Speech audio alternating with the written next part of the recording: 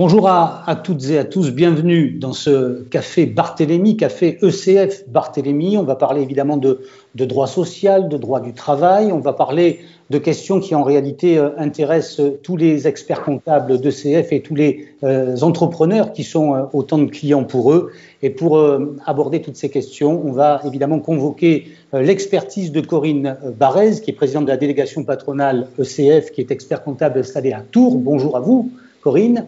Bonjour à vous aussi. On va s'appuyer sur l'autre expertise, celle de Mehdi Kossanel-Haji, qui est associé au cabinet Barthélémy et qui va nous éclairer, sinon nous éblouir. Bonjour Mehdi.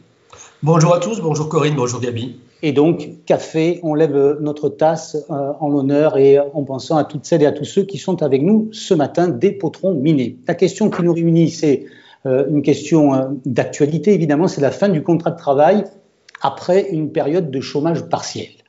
Sujet brûlant qui a été soulevé à plusieurs reprises par les experts comptables qui relayaient ainsi les préoccupations de leurs clients. Première question que je vous pose, Mehdi, si vous en acceptez l'idée, cette procédure de licenciement, est-ce qu'elle a été impactée par la crise du Covid, notamment pour ce qui concerne les formalités d'envoi de la convocation de la lettre de licenciement pendant le confinement? Écoutez Gabi, vous avez raison, pendant la période du confinement et encore aujourd'hui, parce que certains sont en télétravail, certains sont toujours en activité partielle, se pose la question pour nos clients, pour les cabinets d'expertise comptable, comment on fait pour convoquer aujourd'hui un salarié à un entretien préalable, et si je l'ai convoqué, comment je fais pour envoyer cette lettre de licenciement? On sait que les services postaux ont eu un peu de retard dans la gestion des lettres et de l'envoi du courrier. On sait qu'aujourd'hui, ils se sont largement rattrapés. Cela étant, on pouvait et on peut encore se sécuriser et sécuriser de façon importante ces procédures, puisque le but, c'est pour un chef d'entreprise prouver qu'il a organisé un entretien préalable pour entendre les réponses du salarié, et pour ça, le recommander naturellement, la remise en main propre contre des charges chez le salarié accepté, mais sans se doute que c'est peu probable de venir, l'huissier, naturellement, ou le chronoposte. Moi, ce que je préconise souvent en même temps, c'est un envoi par email du document scanné. Mais pour ça, il faut avoir l'adresse email personnelle ou l'adresse email professionnelle qu'on pourrait utiliser, mais surtout prendre le temps d'organiser l'entretien avec les délais habituels. À minima, 5 jours ouvrables entre le lendemain de la réception et la veille de l'entretien. C'est-à-dire qu'avec les services postaux, prenons un peu de temps. Et pour la notification du licenciement, c'est la même chose. Il faut du temps de la réflexion qui est accordé par le Code du travail à l'employeur. J'ai entendu les réponses du salarié, j'ai besoin de réfléchir, je dois envoyer ma lettre de licenciement le 3e jour ouvrable. Je suis précautionneux, 3e, 4e jour ouvrable, et je l'envoie à RR. Moi, parfois, je l'envoie encore une fois scanné par email. Ça, c'est important. Donc, Mehdi, par exemple, si on a encore nos salariés, comme on nous l'a préconisé, qui sont en télétravail, le mode de la visio est autorisé.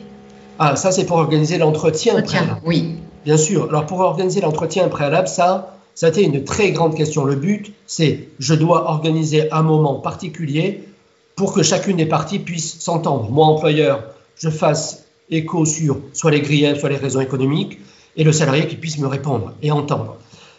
Moi, ce que je faisais, c'est toujours organiser un entretien préalable physique, si c'était possible, en rappelant naturellement les précautions et en rassurant les salariés, parce que c'est très important sur les gestes barrières ou les conditions sanitaires.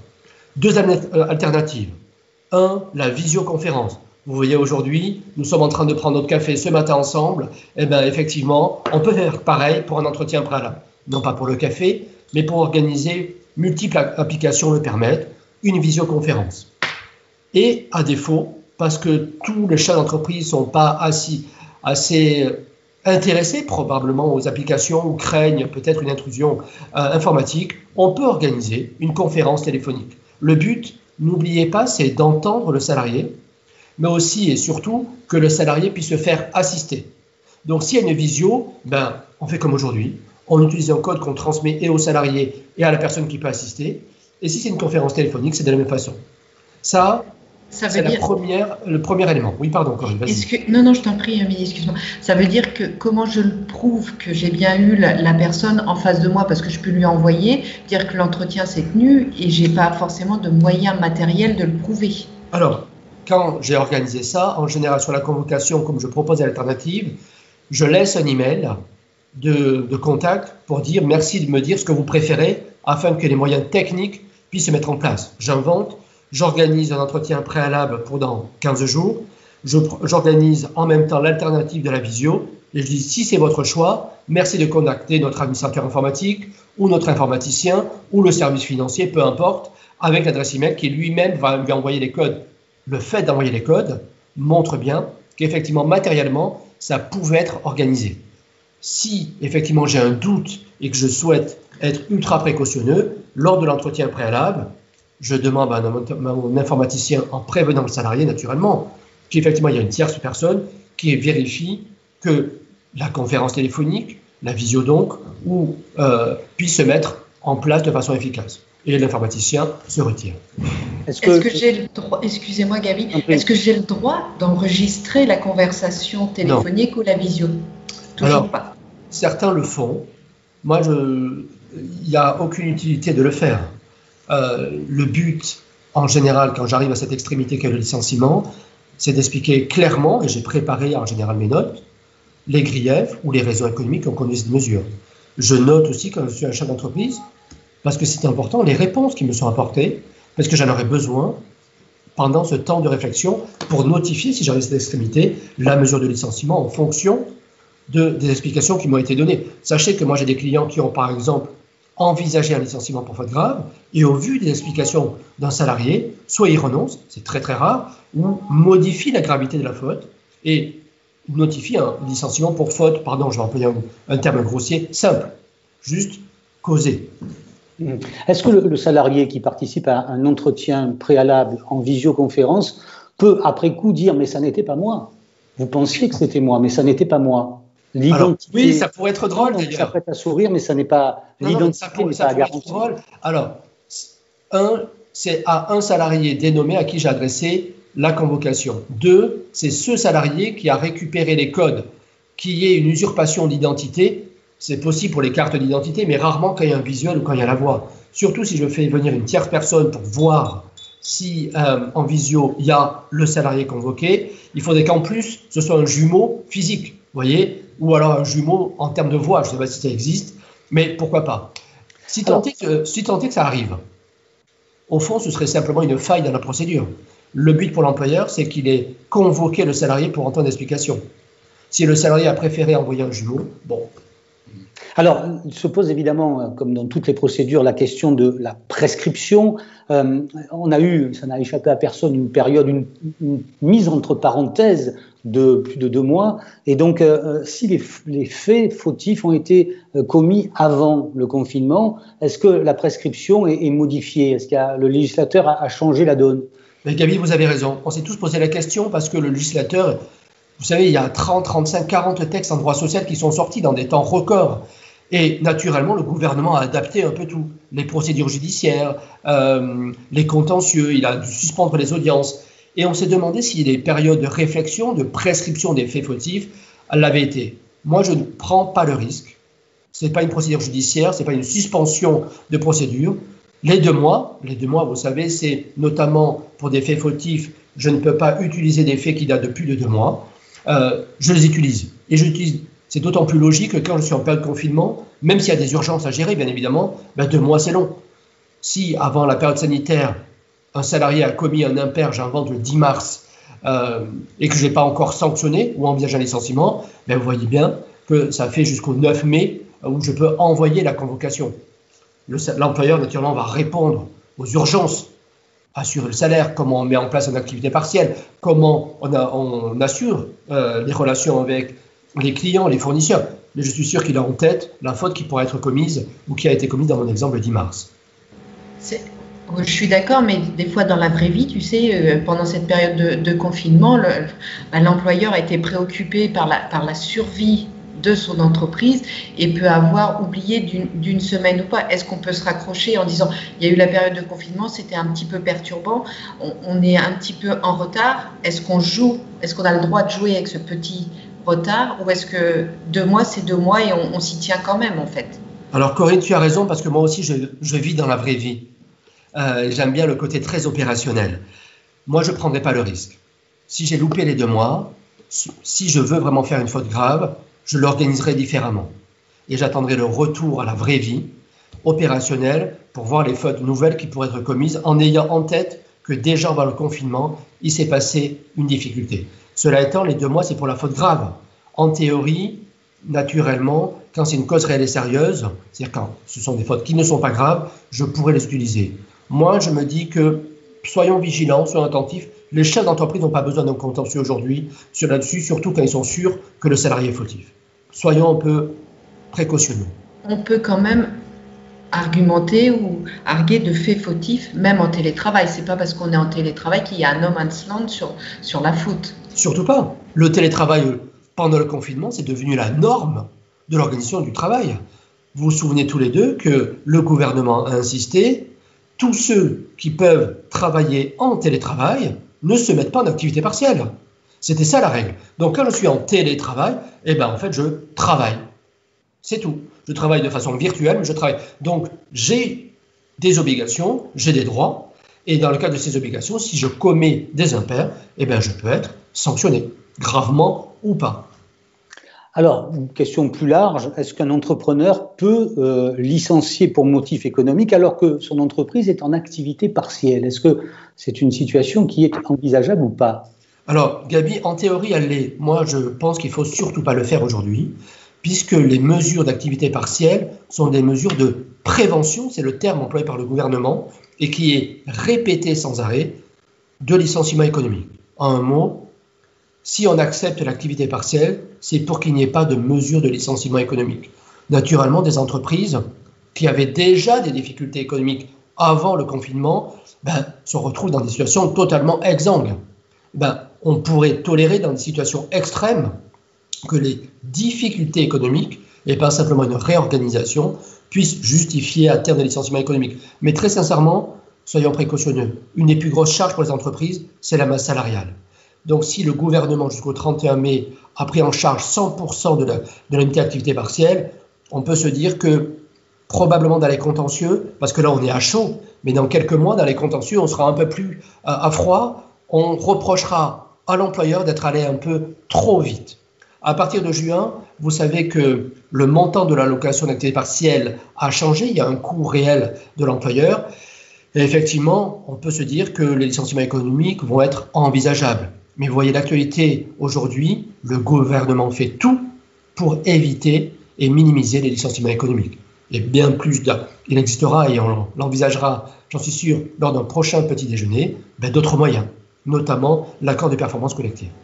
Moi qui suis une gestionnaire, on va dire ça simplement, je suis un entrepreneur, je vois que dans le futur, à partir du mois de juin, juillet, août, ça va être compliqué et que je suis forcément sureffectif et que je vais devoir prendre des mesures de licenciement. Et d'habitude, on dit il faut attendre que les difficultés économiques apparaissent, soient actées, matérialisées, on va dire en matière financière, pour pouvoir licencier.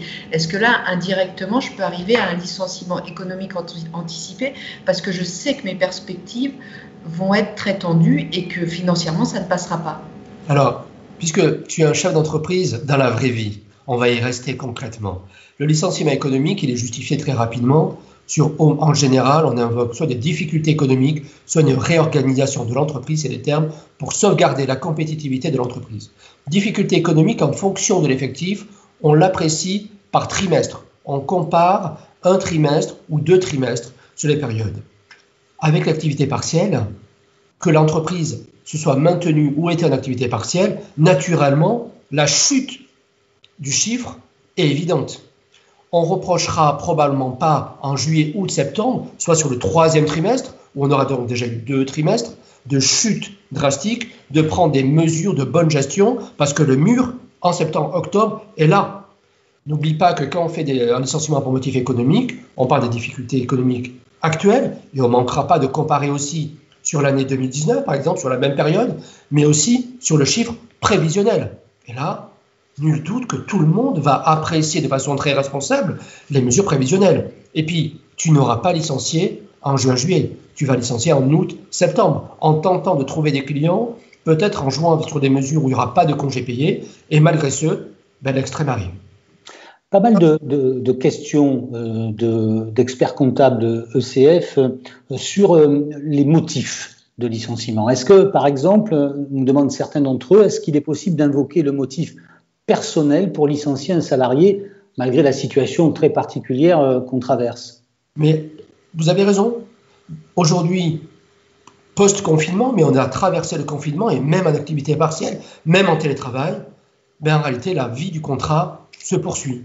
Et je peux invoquer des motifs personnels, insuffisance professionnelle, faute grave. Je ne sais pas si l'activité existait partiellement, j'avais des dossiers à communiquer, une gestion commerciale à faire. Si effectivement le salarié est faillible, eh bien, il peut y avoir des mises en demeure, des rappels à l'ordre. Et si le salarié n'entend pas pour un juste motif, l'employeur peut être contraint à l'extrémité du licenciement pour motif personnel. Corinne, sur ces motifs de licenciement? Est-ce que moi, j'aurais une petite interrogation sur l'insuffisance professionnelle et les modalités de preuve de cette insuffisance en télétravail, puisque comme le télétravail n'a pas forcément pour toutes les entreprises été réellement organisé, mais du jour au lendemain on s'est trouvé en télétravail, toutes les entreprises n'avaient pas de charte ou d'explication très précise des modalités du télétravail. Est-ce qu'on peut quand même arguer en disant vous étiez en télétravail et on a constaté quand même une insuffisance? Est-ce qu'en tant qu'employeur, on ne pourrait pas nous reprocher de ne pas avoir bien managé ou bien suivi, ou bien donner des directives aussi? Mais tu as raison, bien sûr qu'on peut nous reprocher ça. Mais il est rare qu'un employeur, parce que le salarié est en télétravail, ou même s'il est en présentiel, commette une petite boulette, on va dire, il en tire aujourd'hui la conclusion de licenciement immédiat. En réalité, quand j'ai un salarié il n'est pas insuffisant professionnellement, c'est qu'il a des carences, il ne travaille pas très bien. Pour moi, l'insuffisance professionnelle en général, c'est plutôt quand je le compare, je prends des commerciaux à d'autres commerciaux, à d'autres équipes. Je vois que ces chiffres, ces objectifs ne sont pas à la hauteur de ce qui était prévu et je fais une comparaison parce que j'ai donné les moyens de les réaliser. Je comprends mal pourquoi lui ou elle n'y arrive pas alors que les autres y arrivent parfaitement. Mais effectivement, si le salarié, même en télétravail, commet des petites boulettes, il est rare qu'un employeur en tire des conséquences immédiates.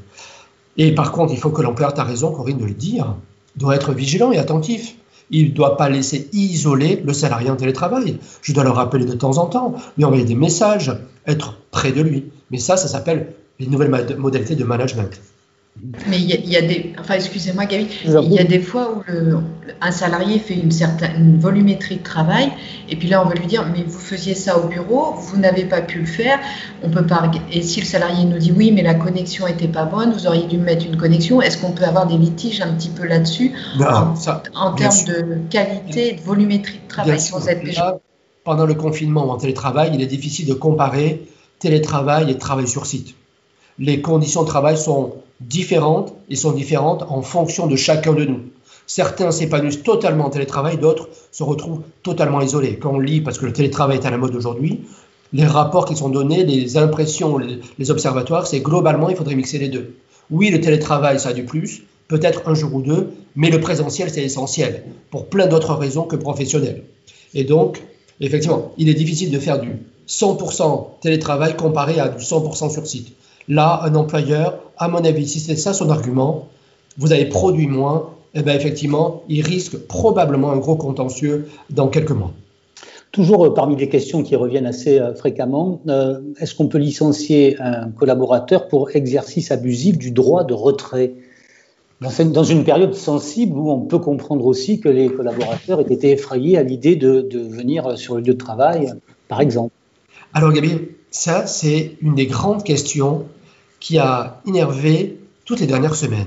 Le droit de retrait, effectivement, c'est le droit de chacun de nous de dire « il y a un danger grave imminent, moi je ne veux pas participer à ça. Je me retire de cette situation. » Cela étant, il est probable, compte tenu de la condition humaine, de ce que certains aient pu abuser de ça. Moi j'ai tendance, quand ça arrive, à demander des explications concrètes aux salariés. L'employeur, est-ce qu'il a pris toutes les mesures nécessaires pour que le travail se fasse de façon sécurisée en termes sanitaires aujourd'hui. J'insiste, chacun de nous, on a une aptitude à supporter, encore aujourd'hui d'ailleurs, cette situation, qui peut être pour certaines personnes stressante. J'ai eu plusieurs fois le cas où on a écrit au salarié qui nous a dit « je ne suis pas allé sur ce site-là parce qu'effectivement j'exerce mon droit de retrait ». On lui a écrit gentiment en disant « mais on vous a payé un transport individuel, vous aviez des gants, un masque, en faisant d'activité une blouse, une charlotte. Il y avait les gestes évidents qu'on vous a appris. Il y a une formation. Qu'est-ce qui peut provoquer cette peur ou ce droit de retrait qu'on reconnaît dans l'absolu?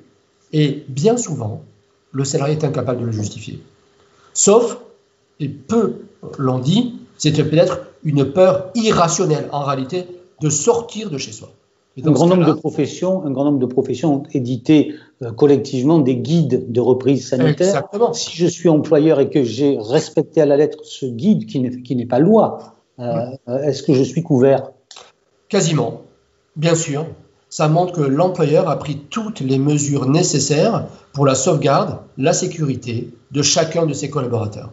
Mais ça n'empêche pas, en dépit de ça, qu'un salarié puisse revendiquer le droit de retrait. J'insiste là-dessus. Certains, pour certaines conditions psychologiques, plus de l'ordre du physiologique, vont l'invoquer.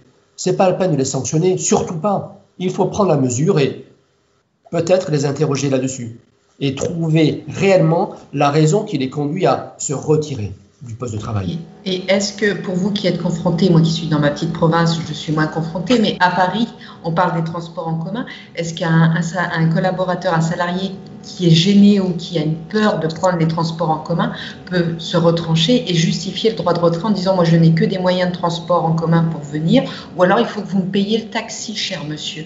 Qu'est-ce qu'on fait dans ce cas-là? Alors, dans la vraie vie, même à Paris, ça nous arrive. Moi, j'aurais tendance effectivement à organiser un transport personnel.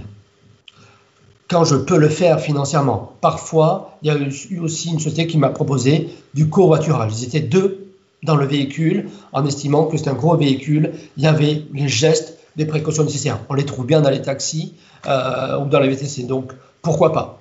Et ça, c'était une solution. Mais c'est vrai que dans les transports en commun, aujourd'hui à Paris, il n'y a pas grand monde. En réalité, tous ceux qui prennent le métro, le bus, s'aperçoivent que les gens sont très respectueux des gestes barrières, on va dire à 99%, un masque, sinon on ne peut pas y rentrer. Est-ce qu'on a une attestation pour pouvoir circuler pendant les périodes hautes des transports? Et bien souvent des gants. Il nous reste à peu près 8 minutes pour remplir le contrat qu'on s'était engagé à tenir, c'est-à-dire évoquer cette question en 30 minutes et pas une de plus. Est-ce qu'il est pertinent à ce moment-là de notre discussion d'évoquer les impacts sur les allocations d'activité partielle d'un licenciement? Par exemple, est-ce qu'un salarié licencié peut bénéficier ou pas de l'activité partielle? Alors, ça aussi, c'était une grosse interrogation. Je suis en activité partielle. J'ai une mesure de licenciement, j'ai respecté les mesures précautionneuses de la convocation d'entretien préalable, j'ai réussi à notifier le licenciement et les services de la Poste l'ont adressé dans des temps voulus. Alors que mon entreprise est en activité partielle. Eh bien, le salarié n'est plus en activité partielle.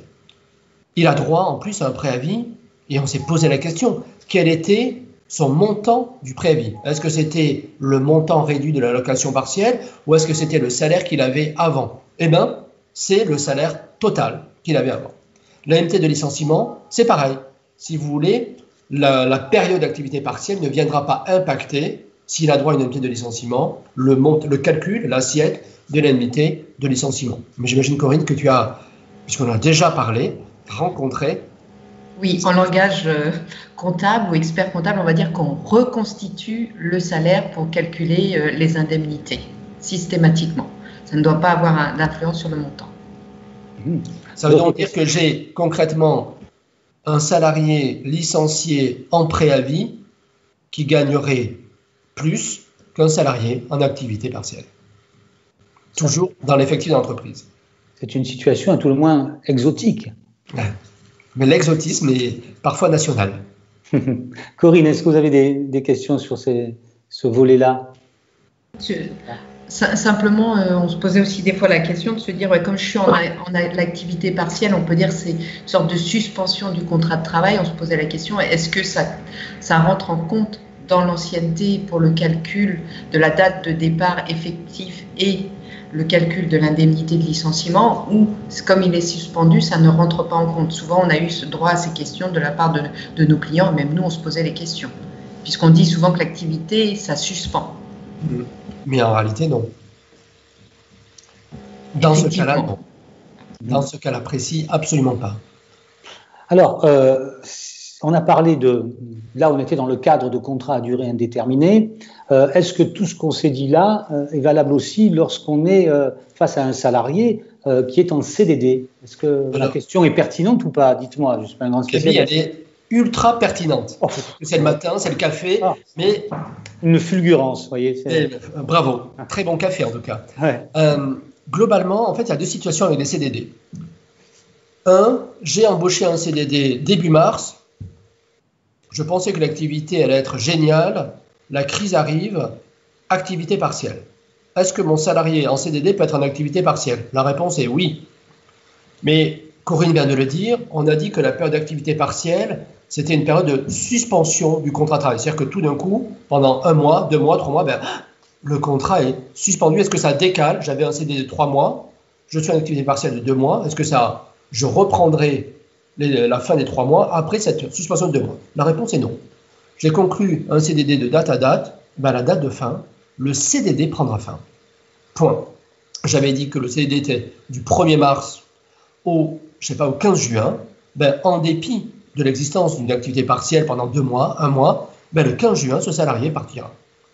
Un autre point aussi qui s'est posé, et j'ai vu que beaucoup d'entreprises avaient tenté de s'y réfugier, c'est que parfois, quand j'ai embauché un CDD, certains se sont dit, mais je dois le rompre, ce contrat de travail à durée déterminée. Je ne peux plus le garder puisque je suis en activité partielle. J'ai plus de travail pour lui ou elle. Comment faire? Alors, vous savez qu'un CDD, pour le rompre, soit c'est parce que ça arrive au terme du contrat, dans mon exemple le 15 juin, soit parce qu'il y a une faute grave, soit parce qu'il y a un accord avec le salarié, mais le salarié en CDD avec l'activité partielle ne va pas vouloir rompre, et on le comprend. Et il y a un autre motif qu'on appelle la force majeure, c'est-à-dire un fait imprévisible, irrésistible, extérieur, c'est juridique, mais qui pourrait justifier qu'on rompe le contrat de fait. Et on s'est dit, est-ce que le Covid-19, est-ce que c'est pas imprévisible, irrésistible, extérieur? Très sincèrement, la situation du Covid-19, c'est jamais arrivé. Mais on a comparé avec d'autres pandémies.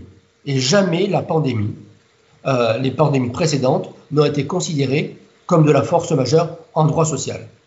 Donc, rarement les pandémies précédentes ont donné lieu à un confinement. Et aussi donc, long, tout à fait. D'activité. Tout à fait. Mais en général, on regardait les motifs qui avaient conduit les magistrats à considérer si la force majeure existait. Imprévisible, irrésistible, extérieure. Et moi, dans ces conditions-là, j'ai dit à mes clients, et aucun ne l'a fait d'ailleurs, surtout ne rompez pas les CDD. Ils l'ont d'autant moins fait qu'on a su qu'ils étaient éligibles à l'activité partielle. Et de fait, ces salariés étaient protégés, rassurés, ils avaient un pouvoir d'achat un peu réduit mais un peu maintenu, et ils avaient une situation sociale rassurante.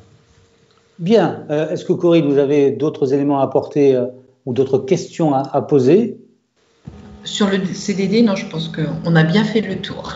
Alors, je pense on n'a pas pu couvrir tous les volets de ce sujet, fin du contrat de travail après une période de chômage partiel, mais on a essayé d'être à peu près exhaustif. Si d'autres questions devaient se poser, évidemment, vous avez les coordonnées du cabinet Barthélémy qui ne manquera pas de répondre à toutes vos interrogations. On se retrouve demain pour de nouvelles aventures, demain matin et toujours une tasse à la main. Bonne journée à tous et bon congrès. Et bon séminaire. Bonne journée.